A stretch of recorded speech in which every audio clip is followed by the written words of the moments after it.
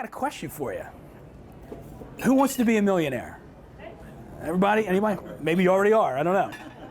But you've heard that. Who wants to be a millionaire, right? You've heard the game. So there's a book out, and it's called The Millionaire Course by Mark Allen. Now, you might think it's all about the money, and it's not all about the money. So how do you want to be a millionaire and make it not about the money? How do you do that and get fulfillment? What's the way to do that? So I read this book, I don't know, 5 years ago. And it's a course. It's the Millionaire Course. And I put it down, and then I picked it up like 3 years ago, and I read it again. And then for the last 2 or 3 years, every time I approached New Year's, I just felt this itch to read it again and just do the course, commit to the course. And so at the end of last year, I'm thinking maybe I should read this book again. Now, you hear people say they've read 40 books this year, 50 books, 70 books, or whatever it is. And I'm doing a Darren Hardy course. And if you don't know who Darren Hardy is, he's another motivational speaker, trainer, whatnot. And he says, it's great to hear people say, I've read 50 books, I've read 60 books. And they say the average CEO reads 50 to 60 books a year. The average successful CEO, they say. He said, I'd rather hear somebody say, I've read one book 50 times. Now, I don't know who's going to do that, but think of the concept. So I decided going into this year, I picked 3 books that I was going to read 4 times. And they were The Millionaire Course, Never Split the Difference, and Profit First. There were 3 books I decided to read. So I'm like, I'm going to read this. The Millionaire Course is the first book I'm going to read. I picked that up in January. So I'm reading it. I'm like, I'm going to commit, because he talks about, just give it a year, give it 2 years, make a commitment. If it doesn't work out, at least you learn something. If it works out, maybe you'll be a millionaire. So the course, the very first step it talks about is define your ideal scene 5 years from now. We all hear about, write yourself a future letter and what you've accomplished and whatnot, but what's your ideal scene look like? So they ask you to write your ideal scene out over a 5-year period. This is 5 years from now, I've done this, I've achieved that, I've gone here, whatever. So you write your ideal scene out. Now you look at the ideal scene and you read it over and over and over again, and you sit and reflect on it. Whatever, yeah. And then in that ideal scene, you're going to find some goals. And it could be 5 goals, it could be 6, it could be 13, whatever. I ended up having 13 goals inside this 5-year ideal scene. So you take your goals and you start looking at them. And you look at them occasionally, you reflect on them. But then at some point you take the goals and you take those 13, 5, 6 goals and you turn them into affirmations. And one of the phrases he uses in the book is, I'm now on my way to becoming a millionaire in an easy, relaxed manner, in a healthy, positive way, in its own perfect time, for the highest good of all. What does that mean, the highest good of all? In my world, it means according to God's will. That's what it means to me, for the highest good of all. But in an easy, relaxed manner, in a healthy, positive way, in its own perfect time, for the highest good of all. So I created these 13 affirmations. Everybody know what an affirmation is? Typically, it's viewed as like an I am statement. So in his book, he says, you want to put, I am on my way. I'm now on my way. I'm now on my way. I'm now on my way. Because if you say, I am this, what does our subconscious mind say most of the time? Yeah, right. That's not happening. Yeah, I'm worth $500 million. No, that's not happening. But I'm on my way. So I made 13 affirmations. So now I got 5-year ideal scene. I got 13 goals. I got 13 affirmations. And now you take those goals and you make a 1-page plan for each goal. Just a 1-page plan. Nothing like highly specific and detailed. Just simple. A simple plan. And now you reflect on that every day, or not every day, every once in a while. Then the next steps, which I got to be honest with you, I haven't done yet, 8 months into and I haven't done yet, you do these what-if statements. What if this obstacle comes up? How am I going to handle it? What if this comes up? What if that happens? And then you put your beliefs in, and you include your beliefs, like, I believe this is going to happen. This is the philosophy I have towards this whole picture. So now you got this ideal scene, you got goals, you got affirmations, and you're on your way in an easy, relaxed manner, in a healthy, positive way, in its own perfect time, for the highest good of all.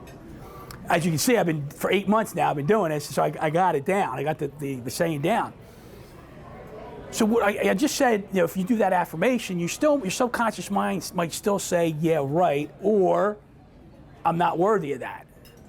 How the heck am I going to get that? Or I might have that imposter syndrome. I'm not good enough, smart enough. Who the hell do I think I am? That's going to happen to me. So what comes into play there? A little bit of fear, a little bit of imposter syndrome, like I said. So what I've done in the book, he actually talks about writing out your goals every day. Who does that? Does anybody know you write every single day? You write out your goals? Well, but I'm reading, and he's talking about this 2-year commitment and writing your goals. He goes, some people write out their goals every day. I choose not to do it. I'm like, I sure as hell I'm not going to write my goals out every single day. So I would read them. I would read them every day. And then one day I'm sitting there, and I'm like, I just wrote out, I'm worthy of this, I'm worthy of that, I'm worthy. And then at the end of the whole thing, I wrote, I am worthy, I am worthy, I am worthy. And I did it the second day, and I did it the third day, and I've been writing it out every single day for the last 7 months. Did he tell you to visualize it? I'm sorry? Did he also say to put a visualization? Yeah, you want to visualize it, you do. But I'm writing it out, and when you're writing it out in an easy, relaxed manner, in a healthy, positive way, in its own perfect time, for highest good at all, I am on my way, blank. And I've been doing it for 8 months.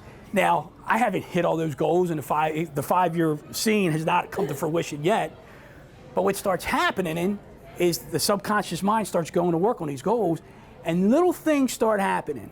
And I can tell you, I can see it. I can see things taking formation, and I can see things happening sooner or quicker than 5 years. And it's, you can call it metaphysical, you can call it bullshit, you can call it whatever you want to call it, right? But I can see that it's happening.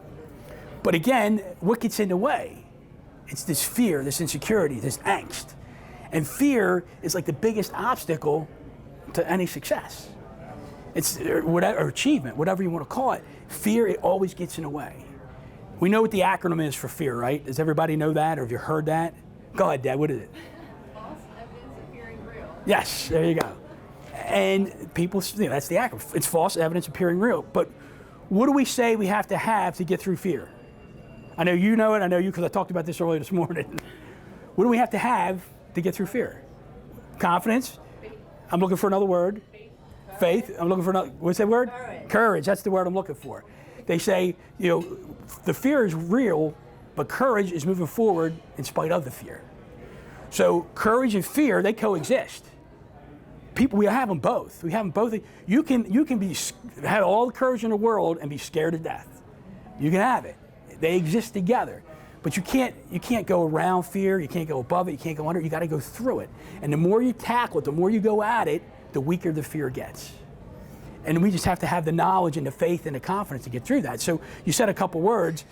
I was doing a reading the other day by St. Thomas Aquinas, and he says, fear can be a paralyzing passion.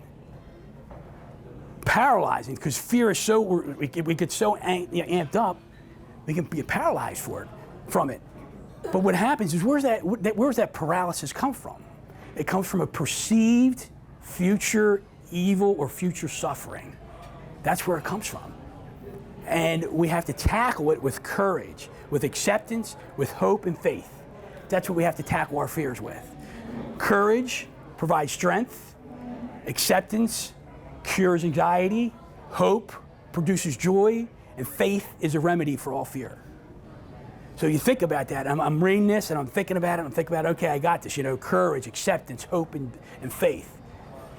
Now we might think, yeah, I have faith that I can move a mountain, but can I really move a mountain? Probably not physically, but there's some big things we can all do, and that's the story or the behind the parable. If you have faith of a mustard seed, you can move a mountain. What mountains can each of us move? What mountains are we capable of moving if we just have the faith of that mustard seed, the size of a mustard seed? So we have to get through these things, but the biggest fear we have sometimes is the idea of making a decision to tackle this task or project or whatever it is, or fire somebody or hire somebody, whatever it is, that making a decision. So indecision causes the most angst. Would you agree with that? But what happens once we make the decision, the agony goes away. So we have this insecurity building up and we have all this anxiety, and then you make the decision, it wasn't as bad as you thought it was going to be. So what do we need to make the decisions? Well, one, we got to make sure it's like a lot of companies and corporations, they want you to make decisions quickly. They don't want you sitting there waiting a week to make a decision on something. So how do we make speedy decisions? We don't need, some of us, and I'm guilty of this or have been guilty of this, I want 100% of all the information, I can analyze it, and then I'll make a decision. You only need to have 70, 60, 70, 80% of the information and you make your decision.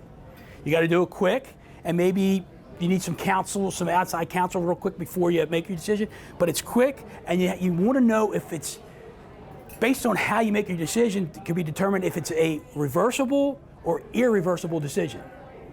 Does that make sense? Because you can make a decision and try and not go, okay, I can go back to where I was, I'm okay. But if it's an irreversible decision and has certain consequences and whatnot, you better sure as hell feel pretty good about what you're doing, but you still got to make the decision with not all that information at hand. So we talk about you have to have courage to get through this fear. So how do you do? I mean, it's like we all have fears, we all have insecurities, but we all have courage. Remember the Wizard of Oz? Where was the courage? It's inside. And it's a choice. It's a choice we make to have courage. It can be a learned skill, and it's a decision to, do I want to have courage or don't I?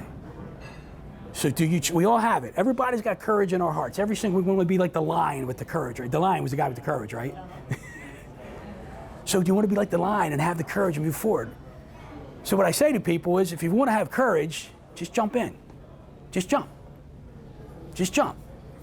And whatever the outcome is, I hate to say it this way, but deal with it. And just work through it. So my daughter and I, we just jumped out of an airplane 2 weeks ago. 10,000 feet. Some of you might have seen this, on Facebook or whatnot. And I was talking earlier today, Debbie and Sharon heard this. All you need is an insane 20 seconds of courage to make a decision. So like I said, if you could have 0.99980% of the time, you could be scared as all hell. And 20 seconds of insane courage. And I was saying this morning, like we're flying up in a plane, it takes 20 minutes to get one of these little planes to go 10,000 feet. I had 20 minutes to decide not to do it. And if I decided not to do it, I still, at that point, you got to pay for the pilot, you got to pay for the jumper. But I still had the opportunity to say no. So the guy opens up the door, and I'm like, 20 seconds, I'm out.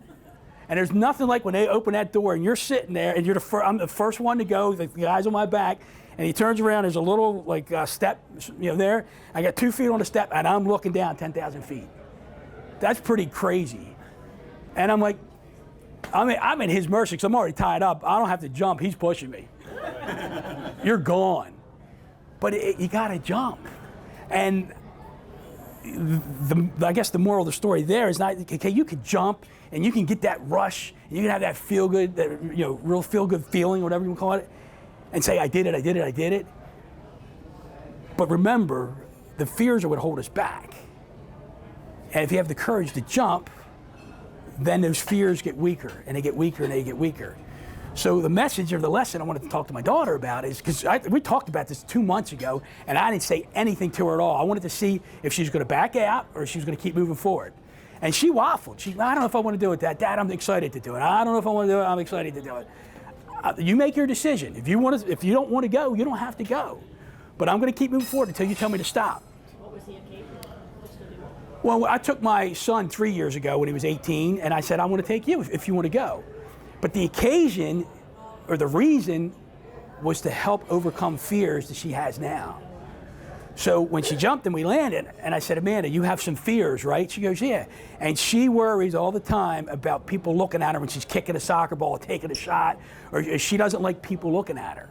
And just last Sunday, we were working out one-on-one, and these 5 girls start walking by, and she changed the way she was working out, and I said, you're worried about what those other girls are thinking, aren't you?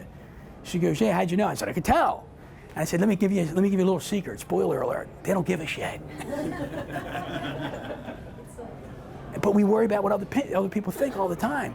So it's like, jump in. And then, like, once the parachute opens, obviously the anxiety is gone. Well, somewhat gone. Landed yet, right? Right, you haven't landed, right? You still got another 7,000 feet to float. But my message to her is like, the heck with these they're big fears in your mind, but you just face death. Jumping out of a plane at 10,000 feet. You can do anything now. Don't be afraid of what other people are thinking. Don't be afraid of failing, because you could have died. Don't tell Dan. And the craziest thing is, I don't know, has anybody ever jumped out of a plane here? Anybody? That's the craziest thing. What the hell? Before you go, you have to sign your life away. You got to sign all these disclosures, right? And the last thing you have to sign is they have a paragraph, and it says, I realize that I could get injured or even die doing this jump. And not only do you have to read and sign, you have to rewrite the paragraph so they know you read it. And my daughter's right, and I said, just sign it. She goes, no, Dad, I got it right. So now it's like even more real. I could die. And now I get to say to her, next time she tells you she's afraid of something, Amanda, you jumped out of a plane for 10,000 feet. So jump in the game of life, jump in the arena. Have you heard of the poem, The Man in the Arena? Has everybody heard that poem by Theodore Roosevelt? It talks about being the man in the arena. And I can't recite the whole poem here. But the point is, do you want to be the person in the arena? Because that's the critic. I think because it's the critic that counts or something like that. But the man in the arena, they're the one people criticize, or they hope they fail, because the people on the sideline, oh, he was crazy for doing that. She's stupid. She shouldn't be doing that. But yet that person's in the game. That person's in the game. So do you want to be the person on the outside criticizing the person who's taking that chance, who's jumping in the game of life? Or are you going to be sitting out and judging everybody? You got one life to live. That's all I got to tell you. You got one life to live. You're going to jump in and play the game, or you're going to watch life go by. It's about having the courage to jump in. So overcome the fears, jump in the game, and let's go be millionaires. We can do that.